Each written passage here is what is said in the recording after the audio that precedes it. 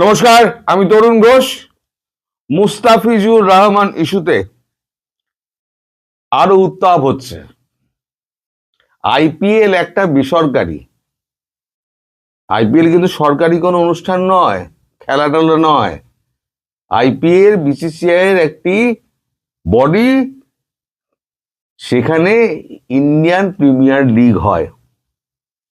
এখন এই Indian premier লিগের তার যে নিয়ম কানুন, তা হচ্ছে যারা যারা খেলতে ইচ্ছুক সব দেশকে চিঠি পাঠানো হয়। যারা যারা খেলতে ইচ্ছুক বা পুরনো যারা ছিল, অ্যাপ্লিকেশন না করলেও তারা, পুরনো প্লেয়াররা, তারা সবাই অ্যাপ্লিকেশন করতে পারে। মানে দর হাঁকানোর সময় সেই অকশন টেবিলে আসতে পারে। এটাই হচ্ছে দস্তুর। আর নতুন যে সমস্ত, যেমন ব্রাজিল আছে, আমেরিকা আছে, তাদেরকে চিঠি পাঠানো হয়। নতুন যারা সংযোজন হচ্ছে তাদের চিঠি পাঠানো হয়। বাংলাদেশকে কিন্তু চিঠি পাঠানো হয়নি। এখন বাংলাদেশের এত ভারত বিরোধিতা, তা সত্ত্বেও বাংলাদেশের খেলোয়াড় মুস্তাফিজুর রহমান তিনি অ্যাপ্লাই করেছিলেন। দোষটা কিন্তু ভারতবর্ষের, দোষটা কিন্তু বিসিসিআই। আমি কিন্তু বাংলাদেশের দোষ দেব না। বাংলাদেশের একটাই দোষ, সেটা হচ্ছে এত ভারত বিরোধিতা সত্ত্বেও তারা অ্যাপ্লাই করছে কেন। আমার বক্তব্য হচ্ছে সেইটা, দোষটা কিন্তু বিসিসিআই। আমি আপনাকে নেমন্তন্ন করলাম, আপনি আমার বাড়িতে এলেন, অথবা আমার বাড়িতে আপনি আসা যাওয়া করেন। এবার একদিন হঠাৎ আপনি ঢুকতে এলেন একটা কোনো অনুষ্ঠানে, আমার দারোয়ান আপনাকে আটকে দিল। ন্যাচারালি আপনি অপমানিত হবেন, ব্যাপারটা হয়ে গেছে তাই। কিন্তু অফিসিয়ালি ভারতবর্ষ কিন্তু, বিসিসিআই কিন্তু চিঠি পাঠায়নি আইপিএল এর জন্য এই মুস্তাফিজুর রহমানকে। তো মুস্তাফিজুর রহমান একটা খেলোয়াড়, তার 9,20,00,000 টাকা, তার গচ্চা গুণগান কেন। যদিও শোনা যাচ্ছে শাহরুখ খানের কোম্পানি KKR, তারা কিন্তু 9,20,00,000 টাকা তাকে দিয়ে দেবে। তার যাতে কোনো খেদ না থাকে, তার যে লসটা হয়েছে বিসিসিআই এর জন্য, তার এটা নেওয়ার জন্য, তার জন্য তাকে ওই টাকাটা তাকে ফেরত দিয়ে দেওয়া হবে। মানে দিয়ে দেওয়া হবে তার টাকাটা, 9,20,00,000 টাকা। সেটা সমস্যা নয়, 9,20,00,000 টাকা শাহরুখ খানের কাছে কোনো টাকাই নয়।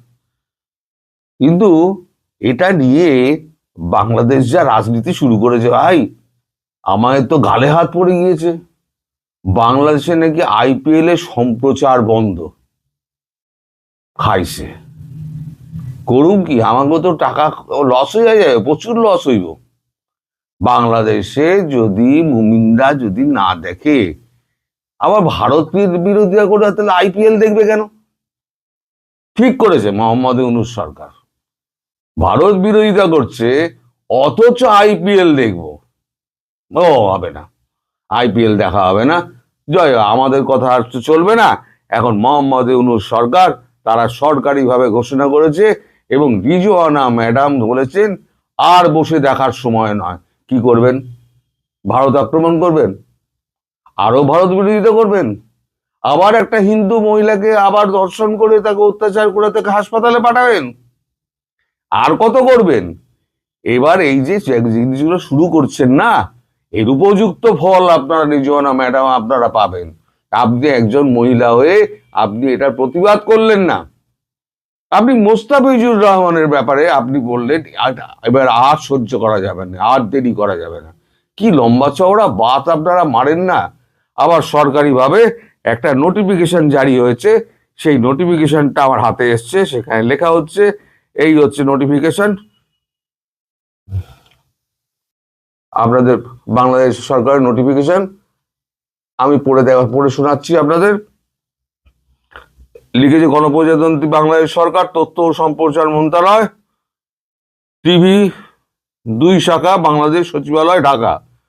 উপযুক্ত বিষয়ের পরিপ্রেক্ষিতে জানানো যাচ্ছে যে ভারতীয় ক্রিকেট বোর্ড কর্তৃক আগামী 28শে মার্চ 2026 থেকে অনুষ্ঠেয় ইন্ডিয়ান প্রিমিয়ার লিগ (আইপিএল) খেলার বাংলাদেশ তারকা তারকা খেলোয়াড় জনাব মুস্তাফিজুর রহমানকে কলকাতা নাইট রাইডার্স দল থেকে বাদ দেওয়ার নির্দেশ দৃষ্টিগোচর হয়েছে।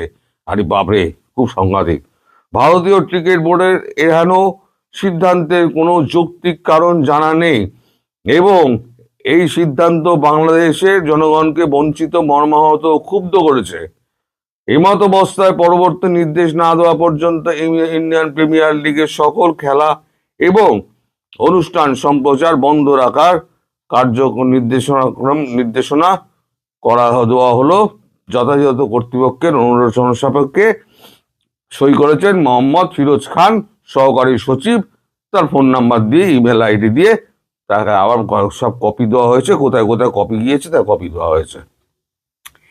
এখন তাহলে বক্তব্য হচ্ছে, তাহলে পরে এ তো ভারতবর্ষের তো প্রচুর লস হয়ে গেল মশাই। ডক্টর ইউনূস, আপনি তো আমাদের ধনে প্রাণে মেরে দিলেন। আপনারা এত লোক যদি না দেখেন তাহলে বিসিসিআই এর কত নষ্ট হবে টাকা, বলুন তো।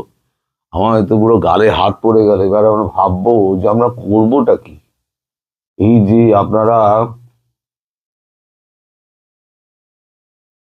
খুব মুশকিলে পড়ে গেল, খুব মুশকিলে পড়ে গেলাম।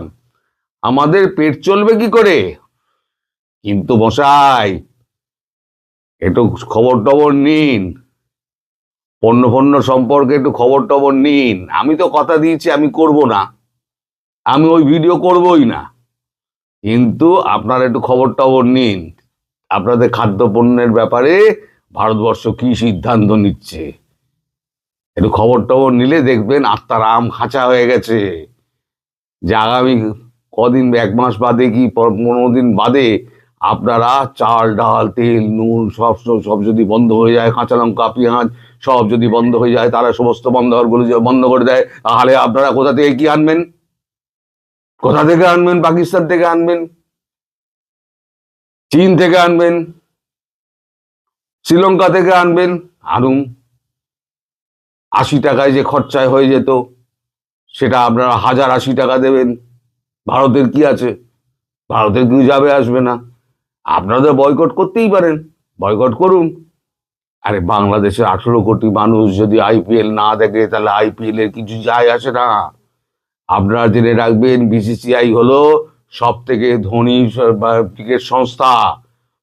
পৃথিবীতে যত ক্রিকেট সংস্থা আছে, আর মানে বিসিসিআই এর অনুমতি অঙ্গুলি হেলন ছাড়া কিছু করতে পারে না, কিচ্ছু না। সব বিসিসিআই যা বলবে তাই হবে। আর বিসিসিআই এর প্রেসিডেন্ট কে জানেন? বিসিসিআই এর প্রেসিডেন্ট হলো অমিত শাহর ছেলে জয় শাহ। এও আপনাদের পক্ষে একটা দুর্ভাগ্যের খবর।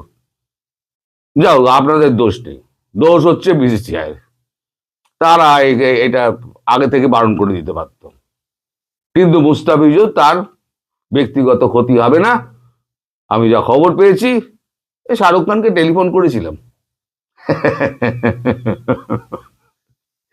আমি শুনেছি 9 কোটি 20 লক্ষ টাকা মুস্তাফিজুর রহমানকে দিয়ে দেওয়া হবে। ফলে তার আর্থিক ক্ষতিটা হলো না, কিন্তু যে ক্ষতি হলো সেটা আরো এক ধাপ। হিন্দু বিদ্বেষ, হিন্দু ধর্ষণ, হিন্দু খুন। আর আপনারা ভাবছেন আমরা আপনাদের খাইয়ে দাইয়ে চর্বি ঝরানো, চর্বি ওটা একেবারে এ করা পেট আমরা তৈরি করে দেবো।